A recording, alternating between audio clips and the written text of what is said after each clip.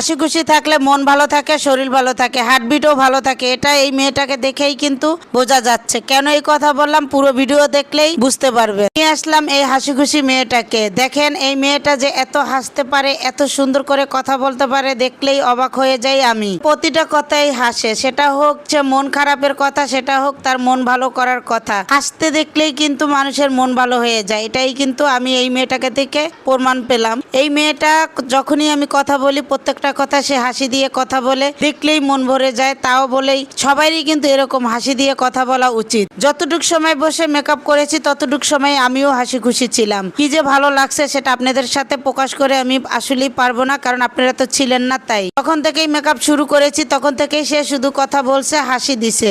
আপু আমাকে আপনি আপনার মতন করে সাজিয়ে দেন, এই কথাটা কিন্তু সচরাচর সবাই বলে না। তাই তো আমি আমার মনের মতন করে তাকে সাজিয়ে দিয়েছি।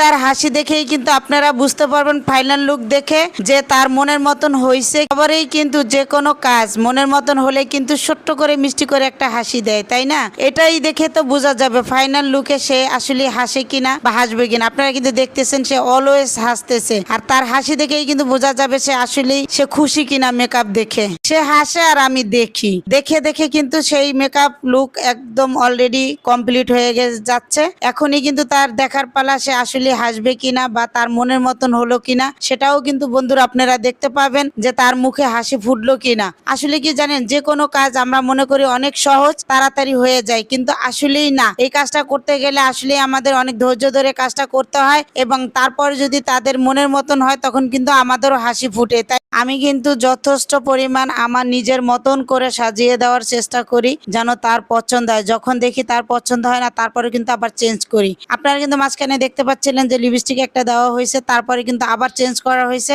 কারণ আমি দেখতেছি যে ওনার ওই লিপস্টিকটা একটুও ফুটতেছে না, তাই আবার চেঞ্জ করছি। দেখছেন একটা কাজের জন্য আমরা কতটা কষ্ট করি, তারপরও চেষ্টা করি যে দেখতে তাকে ভালো লাগে। আপনারাই একদম ফাইনাল লুক দেখে বলবেন যে আসলে কি আমার চেঞ্জ করাটা ঠিক হয়েছে কি না। এখন কিন্তু আপনারা দেখবেন যে লিপস্টিকটা কিন্তু অন্য ধরনের অন্য কালারের হবে, এবং আমি একটু ম্যাচিং করেছি তার মেকআপের সাথে যেন লিপস্টিকটা একদম পারফেক্ট, একদম অনেকটাই ম্যাচিং হয়। এখনই কিন্তু আপনারা দেখতে পাচ্ছেন ফাইনাল লুক চলে আসবে। আমি যে মেকআপের শেষে একদম ওনাকে রেডি করার জন্য নিয়ে আসলাম, যে কতটুকু আবার বাকিটা আছে সেটা একটু ফাইনাল লুকটা আমি টাচ আপ করে দিচ্ছিলাম, যে কোনটা কোন জায়গাটা একটু ক্ষত আছে সেই জায়গাটা আমি ফিল আপ করতেছি আর কি। আপনারা দেখতে পাচ্ছেন আমি সব সময়ের জন্যই চেষ্টা করি যে ফাইনাল লুকটা যেন হওয়ার আগে কোনো জায়গাটা যেন কিছু না থাকে। দেখতে পাচ্ছেন কত সুন্দর একটা তার মিষ্টি হাসি। এবং ফাইনাল লুক কেমন হলো অবশ্যই কিন্তু কমেন্টে জানাবেন। ভালো হলে ভালো বলবেন, খারাপ হলে সেটাও বলবেন। দেখে মাশাআল্লাহ অনেক সুন্দর, সেটা